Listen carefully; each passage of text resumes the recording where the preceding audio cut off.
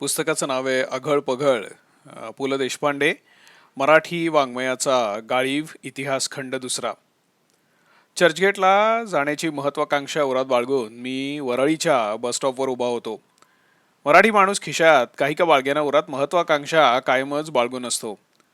पहिल्या 4 बसेसपैकी 1-2 फुल आणि उरलेल्यांमध्ये जगानेही निघाल्यामुळे संतापानी मुठी आवळल्या होत्या. आता मुठीत आवळण्याखेरीज, संतापाखेरीज आणि तिकिटाचे 35 पैसे याखेरीज माझ्या हातात काहीच नव्हतं. तेवढ्यात एका गृहस्थाने आपली मोटार बस स्टॉपवर थांबवली. क्यू मधल्या मराठी सोडून इतर सगळ्या लोकांनी मोटारवाला आपल्या ओळखीचा असावा असं वाटलं, पण ती मोटार चक्क एका मराठी माणसाची निघाली. त्यानं चक्क मला हाक मारली आणि मोटारीत घेतलं. हा गृहस्थ मला कोण ते नेमका कळेना. अहो, you will not recognise me but I recognise you. What? Marathi गद्याचा हा इंग्रजी अवतार ऐकल्यावर आश्चर्याचे एकामागून एक असे लहान सहान धक्के बसले, कोयनेच्या परिसरामध्ये बसतात तसे. आता पहिला धक्का, मराठी माणूस आणि एवढी लांबलचक गाडी. दुसरा धक्का, इतक्या प्रेमानं गाडी थांबवून लिफ्ट देतोय. आणि तिसरा धक्का, अहो कुठे सोडायचंय? अहो, आपल्यासारख्यांचे पाय आमच्या गरीबाच्या गाडीला लागले, भाग्य आमचं.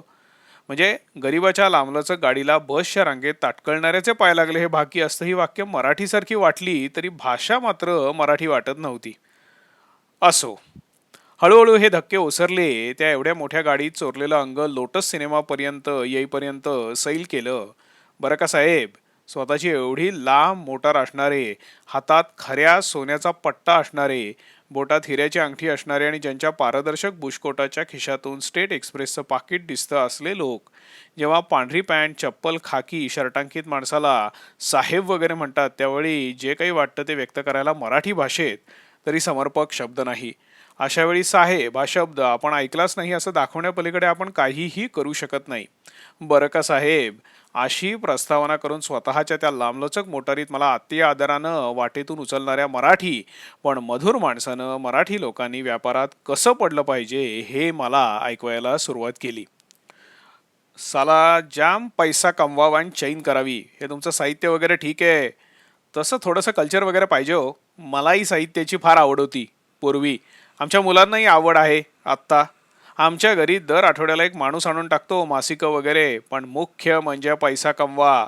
अरे तुमच्यासारख्याने तर 4-4 गाड्या ठेवायला पाहिजेत. तुमच्या तोंडामध्ये साखर फडो हे वाक्य केवळ त्या गृहस्थांना मधुमेह असला तर उगीच पंचायत नको म्हणून मी म्हटलं नाही. त्याऐवजी अहो छे हो, आम्ही कसले 4-4 गाड्या ठेवतोय असं काहीतरी माझ्या तोंडून घरंगळं. अहो खूप पैसा कमवा म्हणजे चैन करा. मी पहा दादरला मस्त घर बांधलंय, एक ब्लॉक चांगला 4 रूमचा स्वतःकडे आहे, बाकी मस्तपैकी रेंट येतं. खाण्यापिण्याची चंगळ करतो, पुढे मागे पाहतही नाही, रोज शिकरण शिकरण खातो आणि निदान मुरंबा तर नक्कीच नक्की. जरा थोडीशी गाडी थांबवता का? का हो? उतरायचे मला. चर्चगेटऐवजी मी त्याच्या गाडीतून हाजी अलीला उतरलो. खाण्यापिण्याच्या चंगळीमध्ये रोज शिकरण. आता शिकरण म्हणजे हे आकांक्षा पुढती जिथे गगन ठेंगणे ते हेच का? त्या दिवशी मी ठरवलं की आपल्या महाराष्ट्राच्या साहित्यिक, राजकीय, सामाजिक, सांस्कृतिक, थोडक्यात म्हणजे सर्वांगीण इतिहास लिहायचाच. आणि हाच आमचा आताचा हा प्रकल्प आहे. ऐका आता. आता गतवर्षी दीपावलीलाच मराठी साहित्याचा गाळीव इतिहास आम्ही मराठी वाचकांच्या चरणी अर्पण केला. अर्पण करण्यासाठी काही चरणांच्या अधिक जवळ गेलो असता महत्त्व त्या चरणांना नसून खुर्च्यांच्या खुरांनाच अधिक आहे असंही भासमान झालं. तेव्हा तिथे अधिकच आम्ही नतमस्तक झालो. कवितेला श्लोकत्व 4 चरणांमुळे लाभतं, तद्वत व्यक्तित्वाला पुण्य लोकत्वही खुर्च्यांच्या 4 चरणांमुळे लागतं हे पाहून आम्ही खूप सद्गदित झालो. काही ठिकाणी आमचा प्रथम खंड त्या खुर्च्यांपुढेच ठेवून आम्ही आलो. आमचे श्रद्धावंत अंतःकरण हे कुठल्याही आसनापुढे नमतं. त्या आसनाला शासनाचा आधार असल्यास एकदम छान असा दुग्ध शर्करा योगच येतो. आता तसं पाहिलं तर महाराष्ट्र हा देशही आहे, राष्ट्रही आहे आणि काही संकुचित मनोवृत्तीचे लोक त्याला प्रांतही म्हणतात. मराठी भाषेत वास्तविक प्रांत म्हणजे डेप्युटी कलेक्टर. उदाहरणार्थ, आमची जेव्हा नाशकातून मालेगावला प्रांत म्हणून बदली झाली असं उदाहरण असतं, त्यावेळेला त्याचा रेफरन्स हा डेप्युटी कलेक्टर म्हणून असतो. प्रांत याचा खरा अर्थ ज्या विषयात आपल्याला गती नसून बोललं जातं तो विषय. उदाहरणार्थ, वास्तविक साहित्य हा माझा प्रांत नव्हे, परंतु आजकाल मराठी साहित्यात जे काही चाललेलं आहे त्याविषयी ह्या प्रसंगी दोन शब्द मी नक्की बोलणार आहे. अशा वेळी प्रांत याचा रेफरन्स हा ज्या विषयात आपल्याला गती नसली तरी बोललं जातं असा आहे. त्यामुळे महाराष्ट्राला प्रांत म्हणणाऱ्या लोकांच्या अज्ञानाची आम्हाला सदैव कीव करावीशी वाटते. आमच्या भाषेत प्रांत हा शब्द देखील कोणीतरी उपऱ्यानं मागाहून घुसडला आहे. तसं नसतं तर देशपांडे, देशमुख, देशस्थ, ब्राह्मण याऐवजी प्रांतपांडे, प्रांतमुख, प्रांतस्थ ब्राह्मण असे शब्द आले असते. श्रीपाद कृष्णांनीही प्रिय आमुचा एक महाराष्ट्र देश हा असं म्हणून ठेवलं आहे. त्यांचे पट्ट शिष्य गोविंदाग्रज यांनी मंगल देशा, पवित्र देशा, महाराष्ट्र देशा असंही म्हटलं आहे. मंगल प्रांता, पवित्र प्रांता असं त्यांनी गणमात्रांची चूक केल्याशिवाय त्यांना म्हणता आलं असतं. इंग्रजांचं राज्य आणि त्यानंतर काँग्रेसचं राज्य येण्यापूर्वी महाराष्ट्र हा देशच होता. सीमा उत्तरेस अटक, इथे मराठी घोड्यांची पाणी प्यायची उत्तम सोय होती. दक्षिणेस कन्याकुमारी, पश्चिमेला अरबस्तान आणि पूर्वेला सूर्य अशा आमच्या चतुस्सीमा होत्या. इंग्रजांना देखील आमचं म्हणजे हिंदुस्थानामध्ये राज्य सुरू झाल्याचा डंका महाराष्ट्राची राजधानी पुणे इथे पिटून तिथल्या शनिवारवाड्यावर आपले युनियन जॅक चढवले. महाराष्ट्र हा देश नसता तर ते निशाण त्याला इतर कुठल्याही गावात चढवता आलं असतं. दिल्लीला देखील इतक्या म्हणजे समारंभपूर्वक शास्त्रशुद्धरित्या युनियन जॅकचं पहिलं झेंडावंदन झालं नाही. पुणे जिंकलं म्हणजे सारा देश जिंकला ही भावना खुद्द इंग्रजांची असूनही महाराष्ट्राला नुसता प्रांत म्हणणं म्हणजे केवळ दुसऱ्याचं बरं बघवत नसल्याचं व्यवच्छेदक लक्षण आहे. तात्पर्य, आज आपण ज्याला भारत देश म्हणतो तो महाराष्ट्राचाच एक भाग होता. पानपतात मराठ्यांचा पराभव झाला म्हणून महाराष्ट्र देश नाहीसा झाला म्हणणं म्हणजे वॉटरलूत नेपोलियन हरला म्हणून फ्रान्स नावाचा देशच नाही असं म्हणण्यासारखं आहे. आता सगळ्यांनी लक्षात घेतलं पाहिजे, अरे जो लढेल तोच हरेल.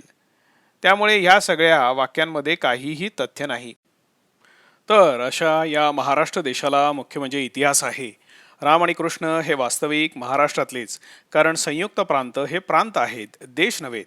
महाराष्ट्र देशातले हे दोन प्रांत, एकतर खुद्द वाल्मिकी हे सासवड जवळच्या वाल्ह्याचे, वारुळात जाऊन राहायची खोड जडण्यापूर्वी वाल्ह्या या नावाने ते कुप्रसिद्ध होते.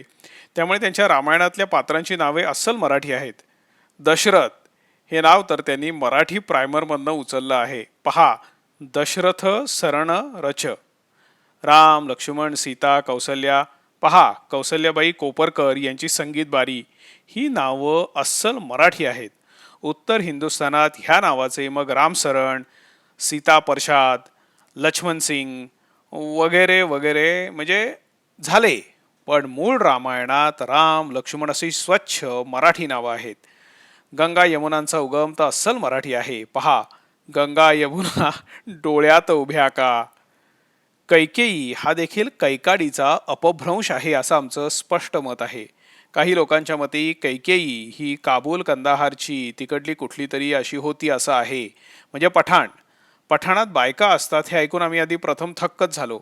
आजवर आम्ही शेकडो पठाण पाहिलेले आहेत, पण पठाणीनबाई अजूनही पाहिलेल्या नाहीत. अगर पठाणीनबाई पाहिलेला माणूसही आम्ही स्वतः खुद्द पाहिलेला नाही. असो, ज्याप्रमाणे कोकणात कोंबडीचे कोंबईहून कोंबी होतं म्हणजे कोंबडी, कोंबई, कोंबी, तसंच कैकाडी, कैकाई, कैकई असं झालं आहे असा आमचा शोध आहे. भटक्या जमातीतील बाई असल्यामुळे कौसल्या आणि सुमित्रा यांच्यासारखी मूग गिळून गप्प बसणारी ती नव्हती आणि म्हणूनच ठणकावून त्यांनी माझ्या पोराला द्या राज्य आणि सवतीच्या पोराला धाडा रानात शेणी गोळा करायला असं त्या म्हणाल्या. तात्पर्य, प्रभू रामचंद्रापासून जो देश त्रिखंडात गाजतो आहे त्याला प्रांत म्हणून हिणवणं म्हणजे पुरणपोळीला फुलका असं म्हणण्यासारखं आहे. या प्रस्तुत ग्रंथात मात्र आम्ही आधुनिक महाराष्ट्राच्या सांस्कृतिक, सामाजिक, आर्थिक इतिहासाचं, वर्तमानाचं आणि भविष्याचं आलोहन करणार आहोत. आलोहन या शब्दाचा नक्की अर्थ आम्हासही ठाऊक नाही, परंतु शब्दाच्या मध्यभागी लोह वगैरे असल्यामुळे आणि त्या लोहचा लोड असा होत असल्यामुळे कशाचा तरी टेकू घेत विचार करण्याला आलोहन किंवा आलोडन म्हणत असावेत असं आम्हाला वाटतं. इसवी 1917 मध्ये पेशवाईची समाप्ती झाली. समाप्ती प्रित्यर्थ पर्वतीचे पायथ्याशी प्रचंड ब्राह्मण भोजन जाहले. अलुपिष्टन साहेबाचे हातावर रावसाहेबांनी स्वराज्याचे उदक सोडोत संकल्प सोडिला. यावत चंद्र दिवाकरौ टोपीकरांचे राज्य चालो अशी एकच गर्जना जाहली आणि ब्रह्मवृंद पुढ्यातील मोतीचुरावर तुटून पडला. भोजनोत्तर वामकुक्षी आटपोन संध्यासमयी नदी काठी जाताना शनिवारवाड्यावर देखत देखत फिरंगी बाहुटा लागलेला पाहिला आणि अल्पिष्टन साहेबाकडे कुलमुख त्यारी आल्याचं वृत्त समजून पेशव्यांची आणि मरगठ्यांची खाशी जिरली. नाहीतर फारच द चम वगैरे काही अक्षरं मधली लागत नाहीत, माजले होते असे धन्योद्गार शास्त्री मंडळामध्ये निघाले. रात्रीच्या तमाशाच्या फडामध्ये कोंडू धोंडू शाहिरानं प्राणसख्या जीवलगा हो आता तुम्ही वास्कुट घालून मिरवा अन राया मला पाव भिस्कुट भिरवा अशी नवी लावणी रचली आणि बकुळा कसबिणीनं खुद्द अलुपिष्टन साहेबापुढे गाऊन बिदागी मिळवली. साहेब मजकुरांनी शाहीर कोंडू धोंडू स्वतःचा जुना साहेबी जोडा बहाल केला. अण्णासाहेबांची बखर संदर्भ. महाराष्ट्र देश पांडुरंगाच्या कृपेनं आणि मायभवानीच्या आशीर्वादानं बुद्धिवादी असल्यामुळे इंग्रजी आमदानीतल्या परिवर्तनाची त्याला झटकन कल्पना आली. वसंताची चाहूल कोकिळा पक्षाला अधिक लागते असं म्हटलं आहे. याविषयी महाराष्ट्रात थोडेसे मतभेद आहेत. पुण्यात कोकिळेची चाहूल लागल्यामुळे वसंत येतो असं एक मत आहे आणि व्याख्यात्यांची चाहूल लागल्यामुळे मग नंतर वसंत येतो आणि मुख्यतः व्याख्यानांची पुष्प गुंफली जातात असं अर्थातच दुसरं मत आहे. तशी कोकिळा आणि वसंत या संबंधात सामाजिक, राजकीय, नैतिक आणि धार्मिक पातळीवरून असंख्य मतं आहेत. वराडातली कोकिळा पुणेरी कोकिळेप्रमाणे कुहू कुहू न करता काहून काहून करते असं सुमारे 16 देशपांडे नावाच्या आणि एक वराड पांडे नावाच्या संशोधकाचं मत आहे. शिवाय कोकिळा ही संपूर्ण कृष्ण पक्षी असल्यामुळे ती महानुभाव संप्रदायाची आहे आणि ती कुहू कुहू न करता हुकू हुकू करते असंही एक मत आहे. ते काहीही असलं तरी वसंताची चाहूल कोकिळ्याला लागते आणि काही लोकांना मंडईत मटारीचे भाव उतरल्याला म्हणजे त्याचा घर बसल्या जसा दृष्टांत होतो त्याप्रमाणे मराठेशाही बुडणार आणि आपल्याला तारण्यासाठी साता समुद्रा पलीकडून मारुतीरायाचे वंशज येणार हा साक्षात्कार बुद्धिवादी महाराष्ट्राला झालेला होता. आणि तेवढ्या जॉर्ज जार्विस साहेबानं फतवा काढला की बालबोध ग्रंथ अथवा प्रौढ ग्रंथ चांगली भाषांतरं किंवा नवीन बालबोधास बक्षीस 100 ते 400 रुपये, प्रौढ ग्रंथ 2 ते 5,000 रुपये, याहून विशेष केल्यास विशेष शिफारस गौरनार यास होईल.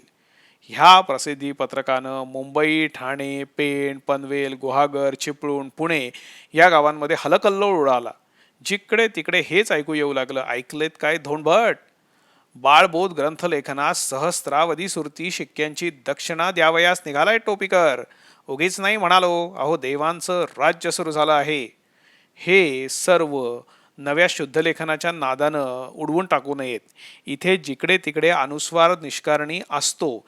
इथल्या अनुस्वारागणिक अत्यानंदानं शेंडी उडालेली आहे हे जिभेचं पाणी देखील हे लक्षात घ्यावं. 1810 साली रुपयाला खंडीभर भात मिळत असे नि ताकदूत विकत नसत. या काळी ग्रंथलेखनास एवढे पैसे म्हणता क्षणी असंख्य खुंट्यावरच्या पडशा खांद्यावर आल्या आणि जोडे मुंबईच्या रस्त्याच्या दिशेनं झिजू लागले. घाटाघाटावर हेच संवाद ऐकू येऊ लागले. पाणभट, सांगा होती काय विद्वत्तेस किंमत तुमच्या पेशव्यांच्या काळी? नाहीतर कोंपणी सरकार पहा, द्या पांडव प्रतापाचा एखादा अध्याय उतरून नि लावा कडोसरी 100 रुपये. अहो गुणी गुणम व्यक्ती, काय समजलेत हणमंत शास्त्री? कसले शिंचे गुणी, कसले काय. टोपीकर शहाणा असेल असं वाटलं होतं, पण ग्रंथास 5 नि 6 सहस्त्र. अहो वर्षाभरात दिवाळी वाजून जाईल हो परत इंग्लंडात. मी त्यास कळवले आहे, जा तिकडे परत. काही कळवले हणमंत शास्त्री? इतर कुणासही ग्रंथाचे काम देऊ नकोस. मी तुमचे सगळे ग्रंथ 10-10 रुपयात लिहून द्यावयास तयार आहे. सोबत टोपीकर प्रशंसेचे 25 श्लोकही पाठवून दिले. अलुपिष्टन साहेबास काय सांगता? अहो पण राव बाजींच्या बैठकीतले ना तुम्ही हणमंत शास्त्री? अहो, त्यांच्या पंक्तीतला केशर मिश्रित तुपाचा वास अजून येत असेल तुमच्या हातास. अजाण आहात. तुम्ही या इथल्या घाटावर असेच एका दसण्या करीत नि वटसावित्रीची पोथीच सांगत मरायचेत. आम्ही थेट अल्पिस्टन साहेबाच्या बुटलेराकडून संधान साधून त्यांच्याशी साहेबास कळतंय काय, त्यांच्याशीच संधान साधून आपल्या देशी भाषेतले जे हे ते काळाचे ठाई येईल ते उक्तरून काढावे, कनवटीस 30-40 सहस्त्र लावावेत आणि वृद्धापकाळी पुन्हा स्त्री क्षेत्री येऊन हरिहरी करीत बसावेत असे ठरवले आहे. पण साहेब जरा धूर्तच निघाला. त्यांनी भलतंच कुठलं तरी पदार्थ विज्ञानशास्त्र भूगोल वगैरे असे काहीतरी देशी भाषेत लिहा म्हणून हेका धरला आणि शास्त्री मंडळींची फार पंचायत झाली. पृथ्वी ही शेषाच्या टाळूवर उभी आहे एवढ्याच देशीय भूगोलाचं ज्ञान संपत होतं. त्याहून वास्तविक अधिक ज्ञान असूच शकत नाही. पण टोपीकर भलत्याच वाटेनं शिरू लागला.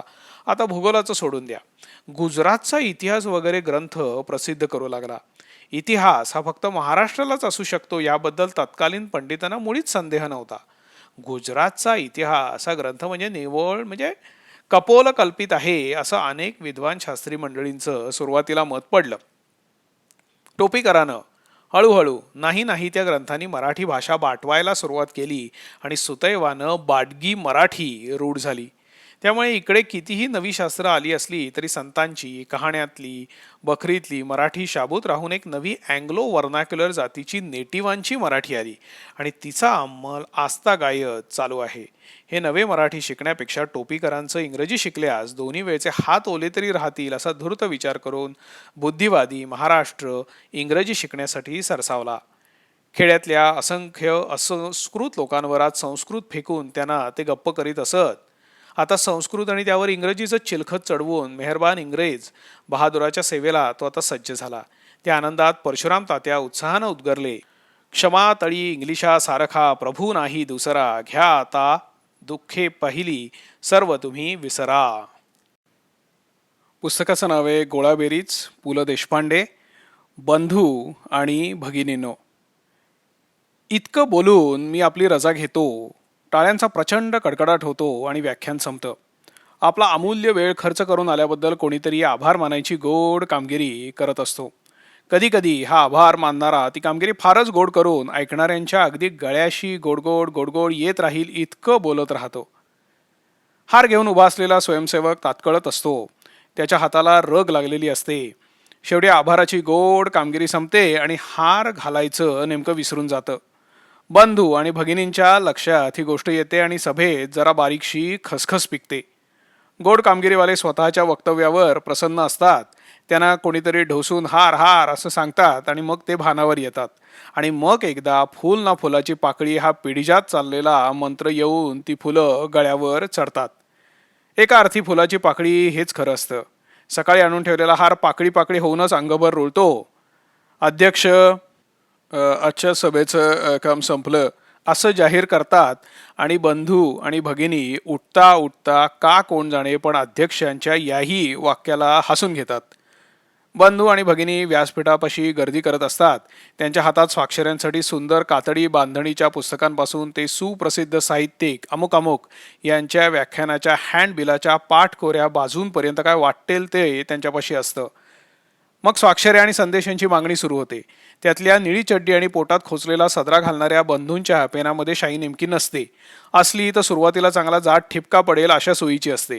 आणि भगिनी जरा झटकायला हवं हा असा पेना इतकाच नाजूक आवाज काढून जरा थोडा संदेशही द्याल का हो असा, मग थोडासा कधीतरी असं वगैरे जोडून त्यांच्या जोडीला मानेला हळूवार झटका देऊन लढीवाळ हुकुमही करतात. मग संदेशावर विनोद करावा लागतो आणि मग ते बंधू आणि भगिनी पुन्हा हसतात. भगिनींच्या वहीवर जिचे हाती पाळण्याची दोरी पासून ते जीवनाच्या सुपाला व्यवहाराचे शेण लावण्यापर्यंत सारे संदेश येऊन गेलेले असतात. अशा वेळी आता नवा संदेश काही सुचत नाही. बोले तैसा चाले वगैरे वगैरे संदेशांना नाकाच्या हालचालीवरून भगिनी काय किंमत देतात हा पूर्वानुभव असतो. मग विशाल व्हा अशासारखा नवा संदेश आम्हाला बनवावा लागतो.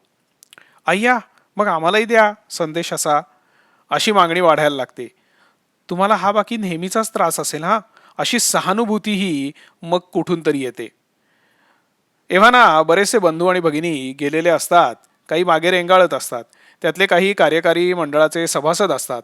व्याख्यात्यांबरोबरच्या कॉफीचा त्यांचा मान असतो. शिवाय इतरही 7-8 बंधू भगिनी असतात. त्यात बहुधा गावातले हेडमास्तर असतात. ही बरीचशी मंडळी आमचे विद्यार्थी आहेत असं हे बंधू न चुकता सांगतात. दुसरे 2-4 वकील बंधू असतात. एखादा डॉक्टर बंधूही असतो. कुणी गावातले कवी बंधू असतात. वनिता मंडळाच्या सेक्रेटरी भगिनीही त्यात असतात आणि मॅजिस्ट्रेट साहेबांच्या पत्नी असलेल्या मासिकातून लघुकथा वगैरे लिहिणाऱ्या भगिनीही असतात. चांगलं झालं व्याख्यान. वकील बंधू मधल्या कॉफी येईपर्यंतच्या चमत्कारिक शांततेचा भंग करीत म्हणतात. या उद्गारांनी त्यांना जरा धन्यता वगैरे वाटते.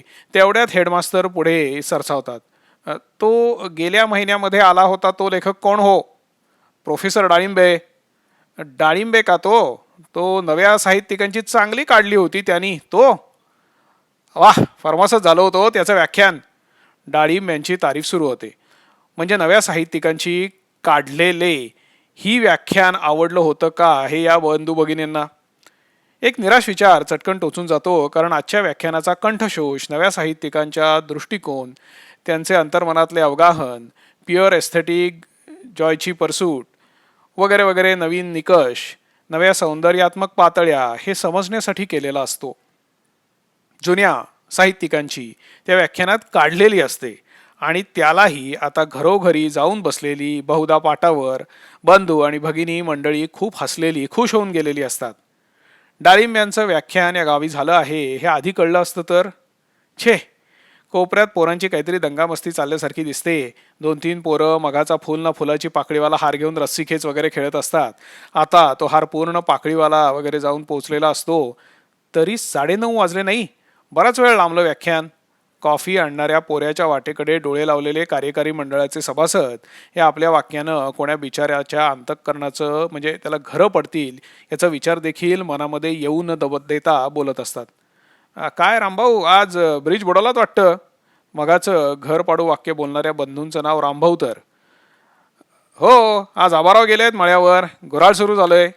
त्यानंतर सामान्यतः अर्धा तास गूळ या विषयावर चर्चा होते.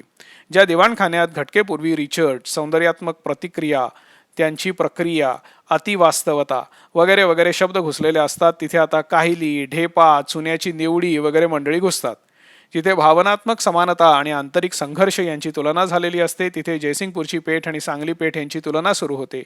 शेवटची गोड कामगिरी करणारे तर गूळ या विषयावर अधिकारवाणीने बोलतात, कारण ते शेतकी खात्यात आहेत. शेतकीत असून देखील वाङ्मयात त्यांना बराच रस आहे अशी त्यांची तारीफ होते. कवीवरून काकवीवर आल्यात का, असं एक बंधू विचारतात. आणि बंधू आणि भगिनी जीव जीव जाईपर्यंत हसतात. मग आपल्यालाही हसावं लागतं.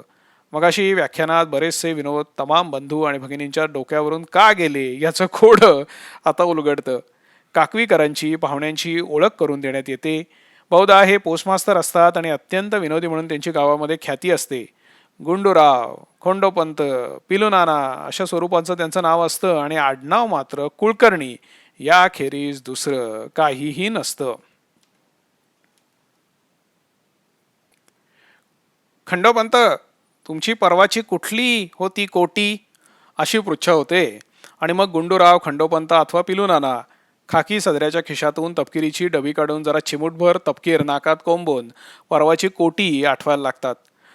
कोणातरी दुसऱ्याला ती आठवते, तो बंधू ती सांगायला लागतो आणि भगिनी आधीच पदर हातात धरून धरून हसायला लागतात. खंडोपंतांची कोटी सांगायला सुरुवात केलेले बंधू कोटी नेमकी विसरतात आणि मग इतर बंधू खंडोपंतांनाच आग्रह करतात. काळ्या रोम चेहऱ्यावरील किटसनच्या प्रकाशात तुकतुकणारे पांढऱ्या दाढीचे खुंट जरासे नखांनी कुरतडीत कुरतडीत आपली हातखंडा कोटी ते सांगतात. कोटी कोणत्याही फलताच विनोदी बुवा जातीच्या इसमाच्या कोटी इतकीच भिकार असते. परंतु बंधू आणि भगिनी घरात ही राणी नाही म्हणून इराणी गाठला चहा प्यायला या देहांत शासनाच्या लायकीच्या कोटीला खो खो खो करून हसतात. फक्त हेड मास्तर हसत नाहीत हे कोणाच्या तरी लक्षात येतं. त्यांचं लक्ष नसतं. त्यांच्यासाठी कुलकर्णी बंधू पुन्हा कोटी सांगतात. हेड मास्तर मात्र नंतर ठसका हसेपर्यंत, म्हणजे लागेपर्यंत हसत हसत मोकळे होतात. इतरही बंधू आणि भगिनी पुन्हा हसतात. आता कुलकर्णी मास्तरांना अवसान येतं ते कुणाचीही बायको संपूर्ण महिने भरण्यापूर्वी बाळंत झाली ती एक्सप्रेस डिलिव्हरी कशी येतपासून ते करमरकर साहेब म्हणजे डू डाय डू साहेब येतपर्यंत 10 लाख वेळा सांगितलेल्या कोट्या पुन्हा पुन्हा सांगतात. बंधू आणि भगिनी अगदी मनमुराद हसतात. हेडमास्तरांच्या लक्षात प्रत्येक कोटी उशिरा येते, त्यामुळे त्यांच्यासाठी ती कोटी पुन्हा सांगावी लागते. त्यानंतर ते खो खो हसतात. त्यांच्याबरोबर जमलेली बंधू भगिनी पुन्हा एकदा हसून घेतात. असा तो हास्य कल्लोळ चालू असतो. अजून कॉफी आली नाही, त्यामुळे हे सगळं सहन केलं पाहिजे. बंधू आणि भगिनी आता कोट्यांच्या गर्दीमध्ये घुसलेली आहेत. 1.5 तास दिलेल्या विचार परिलृप्त, अध्यक्षांनी जो ओळख करून देताना हा शब्द वापरलेला होता, आता ह्या शब्दाऐवजी परिलुप्त वगैरे काहीतरी म्हणाला तो जिव्हा प्रमाद. व्याख्यानाला आता संपूर्ण मूठमाती मिळालेली आहे. गेली 1.5 महिना या व्याख्यानाची तयारी करावी लागलेली होती. व्याख्यान संपवून 1.5 तास लोटलेला नाही, पण ते सारे अभ्यासपूर्ण आणि मननीय विचार या वातावरणात नष्ट होऊन गेलेले आहेत. साहित्यातली सौंदर्य स्थळे व्याख्यानाचा विषय विस्मृतीच्या गटारातून केव्हाच वाहून गेला. काय बंधू आहेत आणि भगिनी तरी. विचारचक्र निराशेच्या गिअरमध्ये जाऊन पडतं. बंधू आणि भगिनी, बंधू आणि भगिनी. मगाशी तुम्ही जो एक पॉइंट मांडला, भयंकर उकाड्यात थंडगार झुळूक यावी किंवा उपपीठमधील उडीद चावताना काजूगर अचानक सापडावा, तसे हे शब्द कानांवर पडतात. काय म्हणत होतात आपण? नाही, मी म्हणत होते मॅजिस्ट्रेट साहेबांच्या सुविद्य पत्नी बोलत असतात. मघाशी तुम्ही सौंदर्य शास्त्राबद्दल बोलत होतात, तेव्हा असं म्हणालात की सौंदर्याची अनुभूती घ्यायची पात्रता असावी लागते. हो, तसंच म्हणालो मी. पण खरं सांगू का, सौंदर्य टिकवण्याबद्दल आस्थाच नाही आपल्याकडे. अ, आपल्या प्रश्नाचा रोख नाही लक्षात आला माझ्या.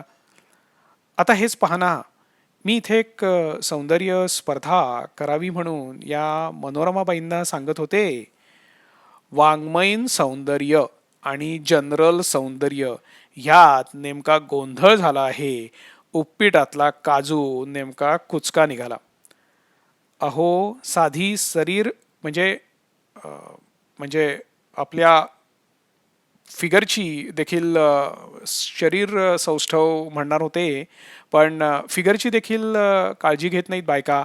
मी ललना मासिकामध्ये एक भगिनींनो तुम्हाला सुंदर व्हायचे का म्हणून लेख लिहिला आहे. आपल्याला जरा सवड असेल तर जरा वाचून बघाल का? पर्समधून मग एक कात्रण काढलं जातं. म्हणजे आम्ही काही साहित्यिक नाही हां. बघा, हे घ्या. वा वा. वकील साहेबांना त्यांच्या साहेबांच्या बाईसाहेबांना खुश करायची ही संधी मिळालेली असतील ते बरे सोडतील. वा वा वा. बरं का हो, हां, बाईसाहेबांना साहित्याची चांगलीच आवड आहे काय मास्तर. वा. आता हेडमास्तरांची पाळी आली. परवा शारदोत्सवाच्या उद्घाटनाचं भाषण फारच अभ्यासयुक्त आणि अगदी विचार प्रवृत्त झालं. म्हणजे हे देखील विचार प्रवृत्त होते आणि सौंदर्यशास्त्रावरचे आणि प्रोफेसर डाळिंब्यांचे देखील. ललना मासिकाचं कात्रण वाचावं लागतं. त्यात मोसंबीचा रस, लिंबू पाणी, शीर्षासन, केसांची काळजी हे उतारू असतात. त्यांचा कलात्मक सौंदर्य शोधाशी काय संबंध? कसा वाटला हो लेख तुम्हाला? जरा सावकाश मी वाचीन असा विचार करतोय, म्हणजे जरा मला त्याचा व्यवस्थित आनंद आणि अभ्यास करता येईल. हे माझं पळवाटीची वाक्य मी समोर टाकतो. आपण आज जेवायलाच या नाही बंगल्यावर. काय हो सेक्रेटरी साहेब? नाही, आमची काही हरकत नाही. सेक्रेटरी म्हणजे तो गोड कामगिरीवाला. म्हणजे झालं. केळ्याची शिकरण, सकाळची वालाची उरलेली उसळ, मोरांबा आणि ललना मासिकातले उरलेले लेख. थँक्यू. पण आता रात्रीच्या गाडीला मला गेलं पाहिजे. परवा भाकरवाडीला व्याख्यान आहे ना. बाप रे. म्हणजे आता तिथली बंधू आणि भगिनी माझ्या डोळ्यासमोर यायला लागली. बंधू आणि भगिनी म्हणजे समोर 5-25 कार्टी, एकमेकांना चिमटे काढणारी, सारखी खिखी खिखी खिखी करून हसणारी, व्याख्यानानंतरच्या मेळ्यासाठी आलेली, त्यांच्या मागून त्यांच्या आया बहिणी आणि या म्हणजे त्या भगिनी, सारख्या कुचकूच कुचकूच करून बोलणाऱ्या. इकडे भावनांचा अनिर्बंध ओघ भावना इमोट कशा करतो हे चालू असताना शंकरपाळ्यातले साखरेचे प्रमाण काय हे शेजारणीला विचारणाऱ्या. बालकवींच्या मुग्ध सौंदर्यावर सखोल विचार मांडले जात असताना, अगं ब्लाऊजची शिलाई काय का तिच्याकडे, हा मौलिक प्रश्न टाकून उत्तराची अपेक्षा करीत बसलेल्या. साहित्यातली नवनिर्मिती ऐकायला आपल्या स्वतःच्या 5-6 महिन्यांच्या नवनिर्मितीला घेऊन आलेल्या आणि व्याख्यान चालू असताना मामलेदारांची 4 वर्ष वयाची ज्योत्स्ना किंवा सर्जन साहेबांची गेल्या महिन्याच्या ललना मासिकाच्या हसरी कळी या विभागात फोटो आलेली 4.5 वर्षाची कलिका किंवा म्युन्सिपाल्टीचे अध्यक्ष मेहरबान दाजीसाहेब बोटचेपे यांची नात अगर नातू यांनी तर उच्छाद मांडलेला असतो आणि बहुतेक बंधू आणि भगिनींचं लक्ष व्याख्यानापेक्षा त्यांच्या बाललीलांकडे असतं आणि हे बाळबंधू आणि बाळभगिनी मध्येच स्टेजवर येतात आणि मध्येच ए माछी वगैरे बाळ बोलीत ओरडतात काय, हसतात काय, आजूबाजूची लोक त्याच्यात त्यांचं हास्य मिळवतात काय. सौंदर्याच्या प्रमुख 3 प्रक्रिया एकदम प्रचंड हाशा. आता सौंदर्याच्या 3 प्रक्रियांमध्ये हसण्यासारखं काय आहे म्हणून मला विचार पडतो, परंतु एका क्षणात खुलासा होतो. बंधू आणि भगिनींमधील सगळ्यात लहान बंधू अगर भगिनी कोण आहे हे कळायला वाव नसतो, कारण तो अगर ती रांगत रांगत अध्यक्षांच्या खुर्चीपर्यंत टेबला खालून गेलेले असतात. मगाच्या 1.5 तासातला एक एक प्रसंग पुढे येतो आणि आता आपले बंधू त्यात रुमालवाले, टोपीवाले, बिन टोपीवाले, बुशकोटवाले, सदरावाले, खाकीचा आभरावाले, मिशावाले, बिन मिशावाले, भांगवाले, टक्कलवाले, चष्मावाले, नुकत्याच डोळ्यांचे चकणे, एक डोळावाले, लठ्ठ, बारीक, उंच, ठेंगू, वहीत लिहून घेणारे, जांभाया देणारे, दात पुढे असलेले, नसलेले, कवळीवाले, बोळकेवाले, काळे, गोरे, देवीचे वणवाले, पुटकुळ्यावाले, लेंगेवाले, धोतरवाले, अर्धी विजारवाले, पाऊण विजारवाले, पूर्ण विजारवाले, उभे राहिलेले, ताट बसलेले, पोक काढून बसलेले, दात कान नाक कोरणारे, तपकी रोडणारे, मध्येच उठून जाणारे, शेवटपर्यंत बसणारे पण शेवटी गाढ झोपलेले, व्याख्यान चालू असताना वर्तमानपत्र वाचणारे आणि हळूच चावट कोट्या करणारे, भगिनींच्या दिशेला ध्यान लावून बसलेले, कुठेतरी पाहून गालातल्या गालात हसणारे, चला चला अशी बायकोची खूण करणारे, विनोदाला हसणारे, न हसणारे, विनोद होण्यापूर्वी हसणारे, विनोद झाल्यावर हसणारे, बरोबर आहेत अशा माना डोलावणारे, सविकार निर्विकार असे कित्येक तऱ्हेचे हे बंधू आणि कित्येक तऱ्हेच्या भगिनी प्रत्येक व्याख्याताच्या बंधू आणि भगिनींना ओ द्यायला मौजूद आहेत. हे बंधू आणि भगिनी तैत्तिरीय संहिता आणि छांदोग्योनिपनिषदाची तुलना ऐकतात, दातांची निगा आणि रोग ऐकतात, पंचवार्षिक योजनेतील पहिली 2 वर्ष ऐकतात, समाजवाद हिंदू राष्ट्र ऐकतात, शाकुंतलातील प्रियंवदा हीच नायिका कशी हे ऐकतात, दशमान चलन, कोंबड्यांचे रोग, आधुनिक मराठी कादंबरीचा उत्क्रांती मार्ग, सहकारी पतपेढ्या, जपानी भातशेती, नागपंचमीचे महत्त्व, आर्यांचे नौकानयन, जाती संस्थांचे निर्मूलन, दारूबंदी का हवी, दगडी कोळशांचे नवे उपयोग, कोबाल्ट बॉम्ब कसा तयार करतात, स्त्रियांना मतदान कशाला, धूम्रपान आणि कॅन्सर, टिळक पंचांगाची शास्त्रीयता, कालवे आणि धरणे, हातमागाचा जीर्णोद्धार, मी नटी का झाले, सर्वोदय आणि मध, विजेचे अपघात कसे टाळाल, बहिऱ्यांचे शिक्षण, वेदकालीन आगपेट्या, स्टॅलिन आणि याज्ञवल्क्य, डेन्मार्कमधल्या लोकशाळा, शिर्डीचं महात्म्य, साम्यवादी वर्ग, माणूस मेल्यावर कुठे जातो, आगरकरांचं पुण्यस्मरण, टांगे महाराजांची पुण्यतिथी, भगतसिंगांचं गुणगान, अंडी आणि आरोग्य, जैन साधूंची अहिंसा यातले काहीही आणि सर्व काही ऐकायला जमतात. मग साहित्यातली नवनिर्मिती ही ऐकायला त्यांनी का जमू नये. हे सारं ऐकणाऱ्या या बंधू भगिनी अमर आहेत आणि नसल्या तर असोत. एकाच शेतात भात, गहू, हरभरा, ढोकळा, पोकळा, पडवळ, तूर, बाजरी, शेपू पेरणारा शेतकरी जन्माला आला नसेल, पण या बंधू भगिनींच्या पुढे काहीही पेरावं, उगवण्याची भीतीच नाही, पेरणाऱ्याचा शौक एवढंच. घ्या या शब्दांनी जाग येते, येत आहे येत आहे. या शब्दांनी गाजलेली कॉफी शेवटी येते आणि त्या वहिनी आम्हाला कॉफी घ्यायचा आग्रह करतात. त्या घोटाबरोबर गळ्याशी असलेली प्रस्तुत व्याख्यानासंबंधीची उरलीसुरवी आठवण पार तळाशी जाते.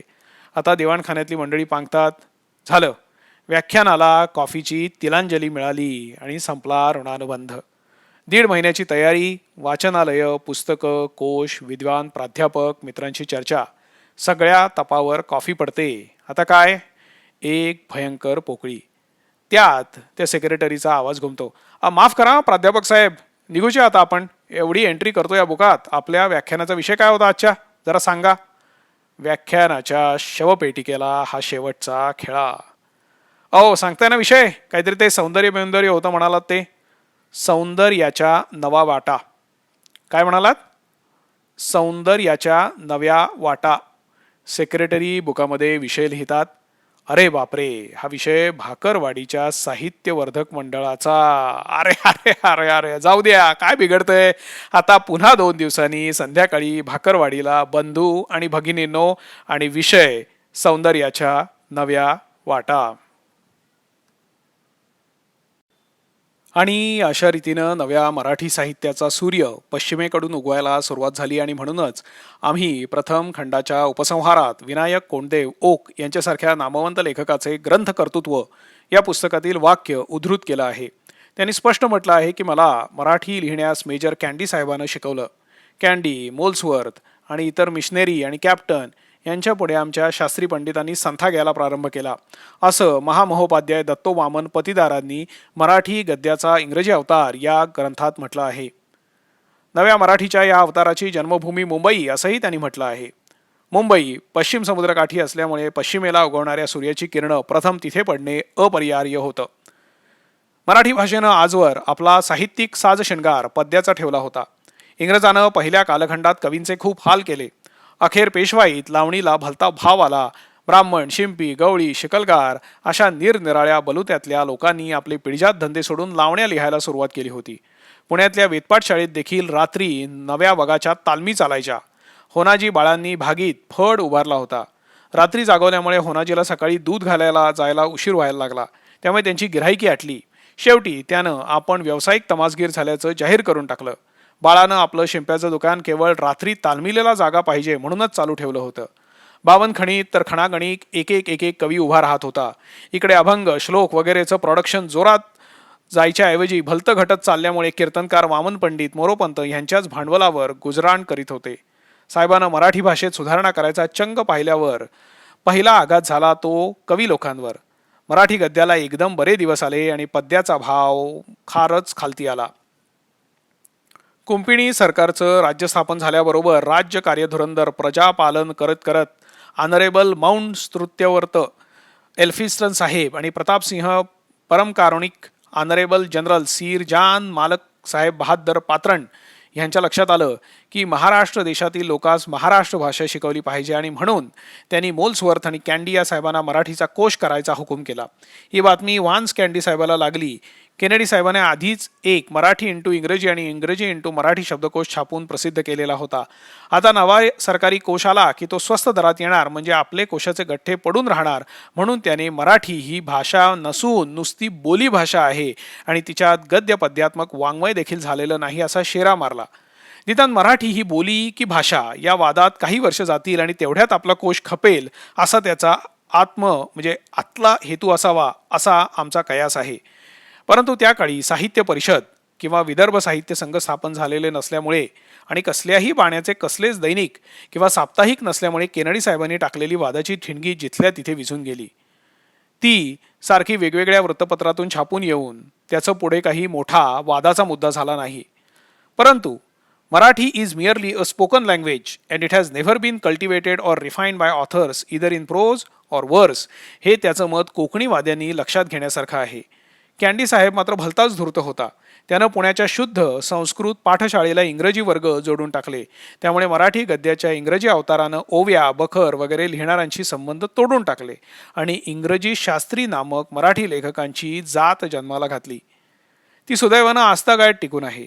कँडी साहेबांनी जरी ही मराठी रूढ करण्यासाठी खूप धडपड केली तरी पुण्याच्या संस्कृत पाठशाळेचा तो प्रमुख असूनही त्यावेळच्या सोवळ्या पाठशाळेत बूट घालून जाण्यास त्यालाही बंदी होती.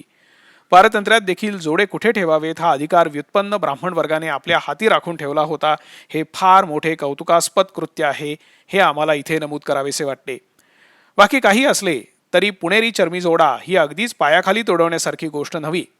स्त्री विद्याभ्यास या निबंधावर खुश होऊन पुण्याच्या ज्ञानप्रकाशकर्त्यांनी बाबा पदमजी या लेखकास एक चर्मी जोडा आणि पितळी वाटी बक्षीस पाठवली असे वृत्त अरुणोदयात 1851 ते 1854च्या दरम्यान केव्हा तरी छापून आले आहे.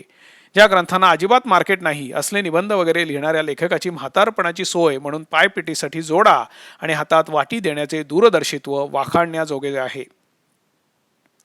हे काही असले तरी गद्य तर गद्य आपण आपले ग्रंथरचनेस लागूया अशा निर्धाराने इंग्रजी शास्त्री मंडळींनी कमरा कसल्या. पेशवाईचा अस्त झाल्यापासून पानास चवली देणाराही यजमान दृश्यमान होत नव्हता. त्यामुळे पानास चांगला सुरती रुपया किंवा किमान पक्षी अर्धा रुपया देणारे रेव्हरंड फरार साहेब, गेसफोर्ड साहेब, फॅरिस साहेब वगैरे नवे यजमान आले आणि त्यांनी पंडितांना कामाला जुंपले. पूर्वी पेशवे लाखो रुपयांचा देकार प्रतिवर्षी श्रावणात ब्राह्मणास करीत. पुढे इंग्रज सरकारने केवळ विद्वान ब्राह्मणास मात्र द्रव्य देण्याचा शिरस्ता ठेवला असं नमूद केलेलं आहे. आता ब्राह्मणात नुसता ब्राह्मण आणि विद्वान ब्राह्मण असा फरक करणं हे फारच महत्त्वाचं ठरू लागलं. खरं तर ते अन्यायाचं होतं, पण साहेब मुळताच लुच्चा. त्यांनी हे वर्गीकरणच असं केलं की निषेधाच्या सभा मोर्चे वगैरे काही काढताच येऊ नयेत, कारण मोर्चा काढणारे ब्राह्मण आपोआपच विद्वान नसलेले ठरणार होते, त्यामुळे ते बाहेर येणार नाहीत असा साहेबाचा कयास होता. पण खाजगीमध्ये मात्र सभा झाल्या असं म्हणतात. त्यासंबंधीचे एक पत्र उपलब्ध आहे. पुण्याचे कोणी मोरशास्त्री, बाहुली हौदकर, पेणेस, बहिराव भट, पेणकर यांसी लिहितात, सांप्रत कुंपणी सरकारने हे विद्वत्तेचे नसते लष्टक मागे लावले आहे. ब्राह्मण समाजात विद्वान असो हे त्या टोपीकरास उमगत नाही. धर्म तर बुडतच चालला आहे. समाराधना, प्रयोजने वगैरे सांप्रत बंदच आहेत. हल्ली बऱ्याच वेळा स्वग्रही सुद्धा जेवावे लागते. जो तो साहेबापुढे आपले घोडे दामटतो. ब्रह्मवृंदात ऐक्य नाही. काल विपरीत. पेणेस उपस्थिती यास प्रसंगी नाही. तेथील परिस्थिती याहून बरी असल्यास कळविणे. आमचा द्वितीय पुत्र चिरंजीव बबरू वाहन उर्फ बभ्या बाप्तिस्मा घेण्याच्या विचारात आहे. टोपीकरांच्या धर्मात भिक्षुकास प्राप्ती बरी आहे असे ऐकिवात आहे. बभ्याच्या प्रारब्धात जे असेल ते होईल, मात्र त्याने आपले जन्मदात्यास विसरू नये. पेणेहून ह्या दिशेस कोणी येत असल्यास पोहे पाठवावे. टोपीकराचा अंमल सुरू होताच रमणे, सहस्त्र भोजने वगैरे हळूहळू बंद पडू लागल्यामुळे ब्रह्मविद्येचा लोप होऊ लागल्याची जाणीव महाराष्ट्रातील ब्रह्मवृंदास होऊ लागली. मराठी गवाङ्मयाचा गाळीव इतिहास खंड दुसरा अपूर्ण यापुढचे लेखन उपलब्ध नाही.